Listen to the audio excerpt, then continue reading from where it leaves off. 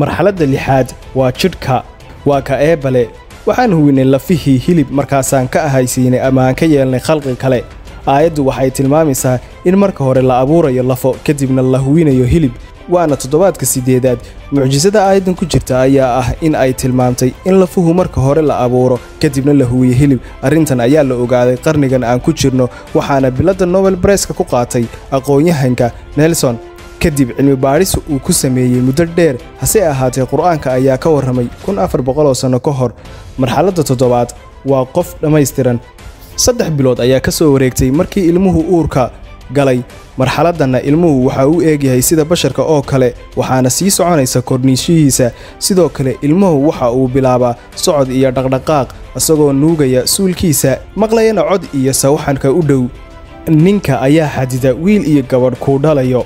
dhageyso isaga abuuray labada nooc ee ah lab iyo dhidigba kana abuuray dhibic soo baxday sidoo kale eeba waa kale miyaysan ahayn dhibic mani ah oo la dhibciyo markaasay noqotay xinjir oo eeba abuuray kana yeelayo labadii nooc lab iyo dhidig aayaddan waxay tilmaamaysaa in manida ninku xadido wiil iyo gabadh ku dhali doono qofku arrintan ayaa la ogaaday dhammaadkii qarnigii tegay iyadoo la xaqiijiyey inay haweenaydu ayna ku lahayn xadidda jinsiga ay dhalayso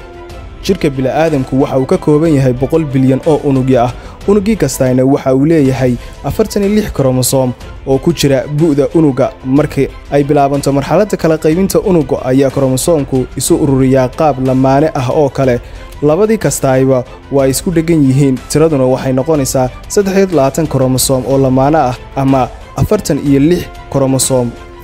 haddii ay noqdaan 23 kromosoom 22 lamaane kromosoom ah waxay masuul ka noqonayaan dhisidda jirka iyo sifooyinka ruuxu yeelanayo halka kromosoom ee soo harayna waxa uu masuul ka yahay xadidida ilmaha dhalanaya jinsigiisa lab iyo dhidig waxa uu yahay lamaanaha dumarku waxa uu noqdaa mar kasta eges halka lamaanaha ninku noqonayo eges y marka haddii ay isqabsadaan y oo ka timid ninka iyo eges oo ka timid haweenayda waxa dhalanaya lab haddii ay isqabsadaan eges ka timid ninka iyo eges ka timid haweenka waxa dhalanaya dabcan dhidig sida awgeed manida ninka ayaa xadida cunuga dhalanaya jinsiga uu yeelanayo lab iyo dhidigba sababtoo ah kromosoomka ninka ayaa wata eges iyo y halka dumarka koodu uu yahay mar kasta eges unuga wata kromosoomka y ayaa horgaara beedka muddo dhan 6 saacadood halka unuga wata eges uu yahay gaabis waxayna ku qaadataa 12 saacadood inuu gaadho beedka